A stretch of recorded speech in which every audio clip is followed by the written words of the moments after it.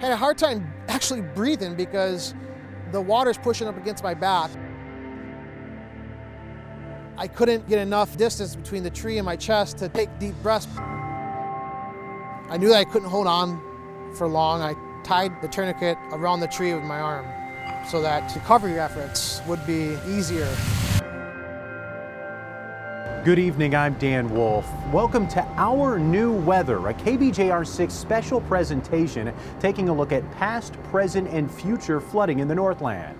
Our weather is changing. It's getting more dangerous and more expensive. KBJR-6 is finding out what's being done to protect Northlanders from the severe weather sure to hit our region. We talk with the survivors of natural disasters. Did you think during this event that you were going to lose your life? Absolutely. The climatologist looking towards the future. The kind of scenes we saw in Duluth in 2012 are becoming more common. And it's not just because we have more smartphones to capture them.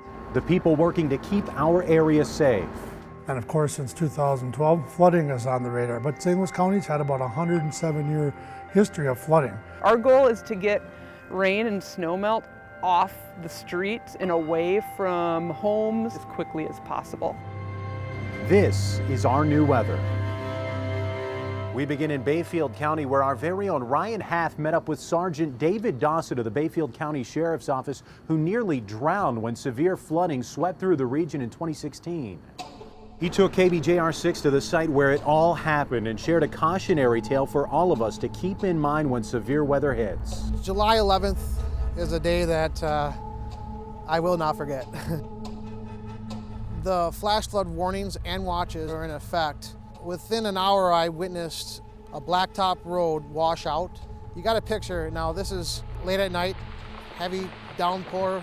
When I actually came through here, I didn't actually see the water, the height of the water. I actually saw the road in front of me. My vehicle went down and struck the culvert. My vehicle then became stuck on the actual bank and I could not get out. So I'm trying to open my door and push my door open, but with the water, the pressure against the door, and it being hung up on the edge, I could not get out of the car. Water was coming in and then took the vehicle downstream. I was able to get my door open. I stepped out and went underneath the car, the front of the car. I was helpless because of the current of what was going on, the current. It was very exhausting going up for air. I actually felt trees, going along with me. I ended up hitting into another tree that was in the middle of both the bodies of the water. Had a hard time actually breathing because the water's pushing up against my back and I'm trying to hold on, and I couldn't get enough distance between the tree and my chest to take deep breaths because I just got done, inhaling a lot of water. I knew I couldn't hold on for long, but then I started to think, how can I get out of this situation? I reached down, checked my radio, turned my radio on. This LCD screen on the radio wasn't working, but it was in fact still working. I just couldn't see the display screen. And that saved your life, do you believe? My radio was my lifeline. On Wisco Road. I'm on Wisco Road, a river that's washed out. You copy? 10-4 Wisco Road. On the left-hand side, the river that washed out. 221, 225. Can you hear me? I'm washed out. I'm moving on to a field. 10-4, I am en route to your location. I heard where you're at. 221, 225, we're coming. Hold on. Our New Weather will return after this.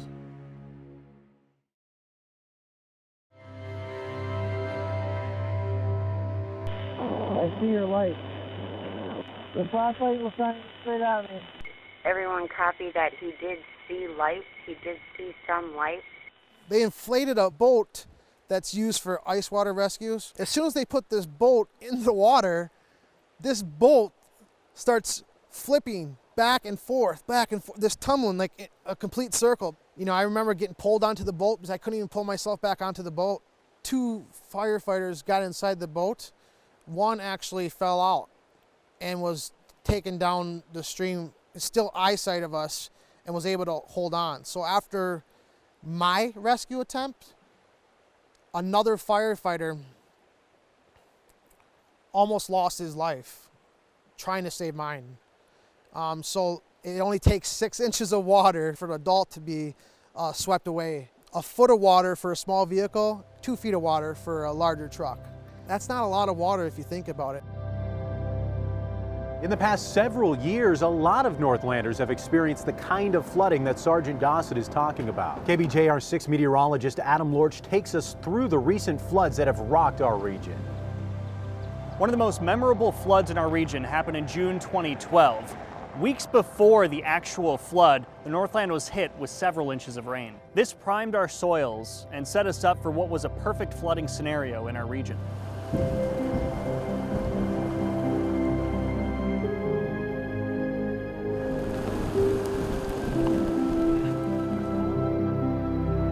June 19th, the front stalled out just south of Duluth. Along the front, we saw redeveloping thunderstorms delivering round after round of rainfall over Duluth, the North Shore, and parts of northwest Wisconsin. By the end of the day, Duluth had seen between 4 and 5 inches of rainfall, but that system wasn't over yet. Another cold front swept across the region on the 20th, delivering the final blow of rain and thunderstorms. Another 3 to 5 inches of rain fell across the region. This was the last straw that overburdens our infrastructure. I look down my basement stairs and I have water all the way to the top, and I actually see my washer and dryer floating downstairs. Infrastructure that's simply not built to handle this much water in this short of a period of time. 250 people were forced to evacuate and leave their homes. People took different sides of the roads and walked door to door telling them. We're 83 years old. I was safer in my own house. They come from a generation they stay with what they own. You know, you don't leave your home. See these sunflower seeds? That's as high as the water was. The flooding also killed a dozen animals at Lake Superior Zoo, others escaping death and winding up in the limelight. It has not been a good day for the zoo. But that was not the last flooding event we had in our region over the past decade. On July 11, 2016, the Northland was hammered with several rounds of rain and thunderstorms. The atmosphere was primed with moisture from the Gulf of Mexico, leading to torrential downpours. Rainfalls added up to 5 to 10 inches in some areas, which was very reminiscent of the June 2012 flood in Duluth and Superior. With that in mind, Chief Meteorologist Adam Clark takes a look at the climatology of the Northland, taking a look at the past to help think about the future. Before we start talking about the climatology of what's to come for flash flooding, let's take a look at this past year. Now, this chart represents our temperature throughout time since 1896. This is our winter here in the Northland. And what it shows is a general increase of about 0.5 degree per decade. Now, this year we all know it was below average temperature-wise and above average for precipitation. But when you compare that to 70 years ago, you can see it's warmer than average for back then, at least. So our temperatures are increasing a lot for the winters, but what does that mean for our big rain events?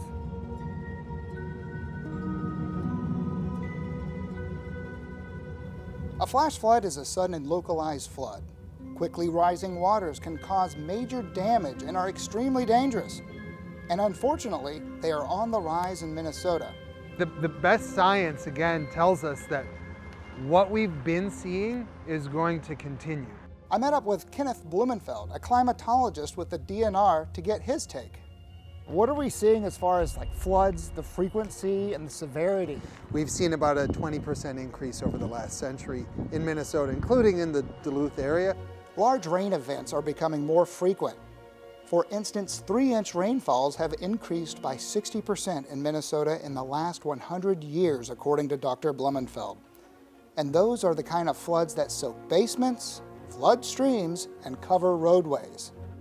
The kind of scenes we saw in Duluth in 2012 are becoming more common, and it's not just because we have more smartphones to capture them. Since the Earth has warmed, we have seen more evaporation over the oceans, which means more moisture in the air. Climate also has variability, meaning we have wet periods and also dry periods. My old meteorology professor used to say, climate is like feast or famine. You can never really have both. And Dr. Blumenfeld says lately we've been on a natural wet pattern.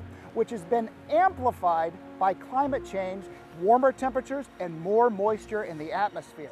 So it's kind of twofold. We get the trend that's put more moisture into the atmosphere, and that's related to the global climate change.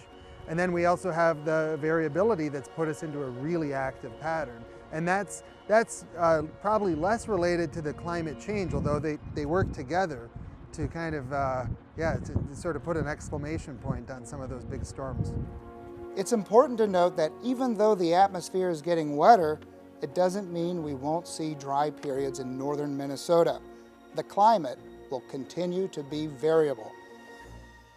Coming up next on Our New Weather, you might be wondering what emergency responders are learning from all these severe weather events. KBJR-6's Anthony Matt took a trip to the St. Louis County Emergency Management Center to find out. That's up next on Our New Weather.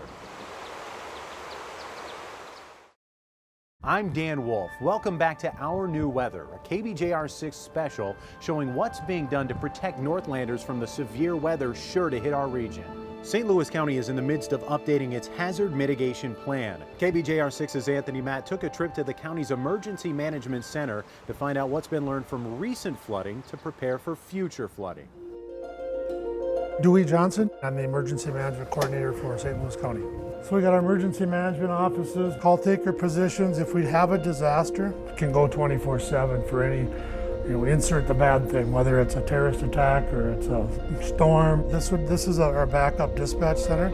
The walls are whiteboard paint. You can write anywhere on the walls you want. Coffee pot's got to be going 24/7. This would be our operations side.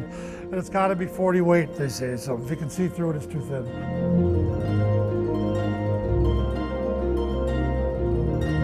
Let's talk about flooding a little bit and just water events in general. Are those on your guys' radar as St. Louis County Emergency Management? They are. So actually we're in the process right now of updating what's called our hazard mitigation plan. And that's a 5-year plan. It really looks at St. Louis County, the demographics, and says, what are our hazards? Tornadoes, floods, winter weather, power outages. So we look at the whole demographics of the county and say, what are our hazards? Wildfire in northern St. Louis County is one of the higher ones. As we've seen in the last 5, 6, 7 years, high winds, blowdown areas is a real concern. And of course, since 2012, flooding is on the radar. But St. Louis County's had about a 107-year history of flooding. We have certain areas in the county that are more prone to flooding. City of Duluth area, Cotton, Floodwood, Hibbing, Virginia. Flooding is caused by a few different reasons. Usually every spring we deal with it because of snowmelt. The frost isn't out of the ground yet, the water has nowhere to go. A lot of what we're used to with 2012 is a lot of rain in a short amount of time. And where does it go? And that's what we struggle with.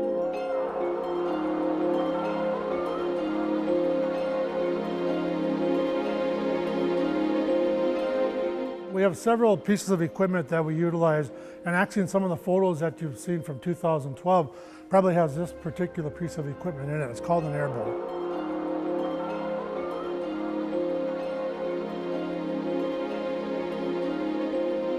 What would you say the risk of flooding is right now, current year, versus say 30, 50, 75 years ago? I think it's a little higher. Awareness is higher. One thing that we struggle with flooding is letting the public know what's going on. And that's changed. And with our 5-year hazard mitigation plan that we're currently updating, we have a system now called Northland Alert. If the public goes to northlandalert.com, they can sign up to get notifications. How we did it 5, 10, 15, 20 years ago was knocking on the door. Hey, it's flooding, get out of here. Now the expectation is that it comes to a handheld device. So St. Louis County, 3 years ago, purchased a notification system, and it covers the entire county. City of Duluth is also utilizing it, Hibbing, Virginia, but the entire county is covered. So it will send you an email notification. It'll call your phone. One of the real emerging tools that we have is GIS, so Geospatial Information System. And we have all of our addresses. I did when I was supervisor of 911 dispatch, we did a project called the Master Address Repository.